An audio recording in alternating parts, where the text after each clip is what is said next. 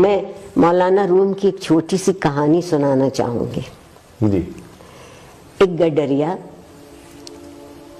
مسجد میں نماز پڑھتا تھا تو گاؤں کے امام مسجد سے اس نے پوچھا کہ سرکار جو یہ میرے مویشی ہیں بھیڑ اور بکریاں ان کی چراگاہ دریا کے پار ہے, ہمارے گاؤں میں کوئی ان کے خوراک کا سامان نہیں, تو میں روزانہ جاتا ہوں تو مجھے کشتی کے 2 آنے دینے پڑتے جانے کے, 2 آنے دینے پڑتے, تو میرے تو بہت پیسے خرچ ہو جاتے.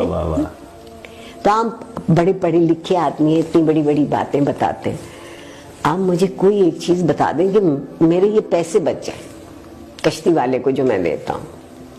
مولانا نے سوچا میں اس گڈریے کو کیا سمجھاؤں گا, اس کی سمجھ میں کیا آئے گا. کہا بسم اللہ الرحمن الرحیم کہہ کے اپنے مویشی بھی اور خود بھی دریا میں اتر جایا کر.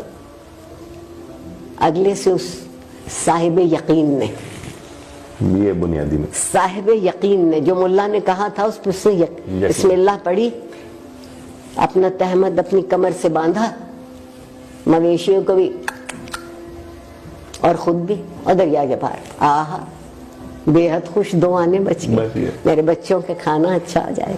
واپس بھی ایسے ہی آ گیا. اب زندگی بہت اطمینان سے گزرنے لگی. ایک دن شام کو وہ اپنے مویشی گاؤں واپس لانا چاہتا تھا تو دیکھا کہ مولانا بھی وہیں کھڑے اور بہت پریشان ہیں. دنیا بھر میں دستور ہے کہ سورج ڈوبتے ہی کشتیاں الٹی کر دیتے ہیں.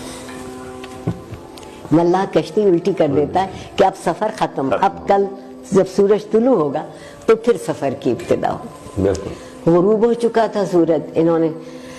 انہوں نے دیکھا یہ اپنے پورے ریوڑ کے ساتھ مزے میں گاتا, گوالا گاتا ضرور ہے, ریوڑ والا گاتا ضرور ہے, اس کی طبیعت میں موج ہوتی. یہ چلا آ رہا تو اس سے پوچھا کہ تم کیسے پار جاؤ گے. یہ تو کشتیاں الٹی کر گئے, کوئی ملا نظر نہیں آتا, کوئی کشتی نہ.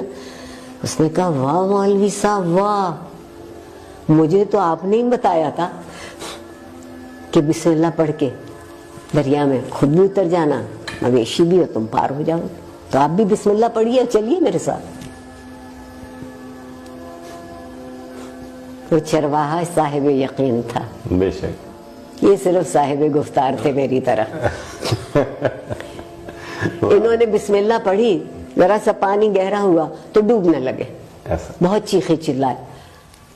چرواہا واپس آیا, آگے نکل گیا تھا, واپس آیا, کیا ہوا خیر ہے. کہنے لگا میں کیسے, میں تو ڈوب رہا ہوں, میں تو مر رہا ہوں, میں تو یہ کر. اس نے کہا خیر. اس نے انہیں اٹھایا, اپنے کندھے پر رکھا, اور جب ساحل پہ لا کے کنارے پہ اتارا, کہا مولوی صاحب یہ بسم اللہ تو آپ نے ہی مجھے بتائی تھی, تو آپ سے کیوں نہ دریا پار ہوا. انہوں نے کہا کہ جس یقین سے تم پڑھتے ہو وہ میرے پاس نہیں. وہ یقین زندگی کی مشکل حل کرنے کے لیے پہلی چیز یقین ہے. واہ واہ واہ. اور یقین تک پہنچنے کے لیے دوسری چیز ایک متحد ہو جانا. بے شک. ریوڑ کچھ کہتا ہے نا, ایک علامت. ہاں بالکل. یہ نہیں ہے کہ 4 بکریاں اتر گئیں تو باقی ٹھٹکی ہوئی پیچھے کھڑی ہے. اور اگر آپ یہاں تک پہنچے ہیں تو پھر زندگی میں تنظیم ہو سکتی ہے. واہ واہ واہ. اگر آپ کبھی اکٹھے نہ ہوں, کبھی یقین پورا نہ ہو, تو آپ منظم بھی کبھی نہیں ہوں گے. جو اچھی زندگی ہے وہ منظم زندگی ہے. منظم زندگی ہے. بے شک. علم کا درجہ کوئی ہو یا نہ ہو, احساس تو جاگتا رہے. وہ تو رہنا چاہیے. تعلیم یا ایجوکیشن کہہ لوں, نالج اس وقت بنتی ہے جب آپ کے احساس میں شامل ہو جاتی ہے. بہت اچھا.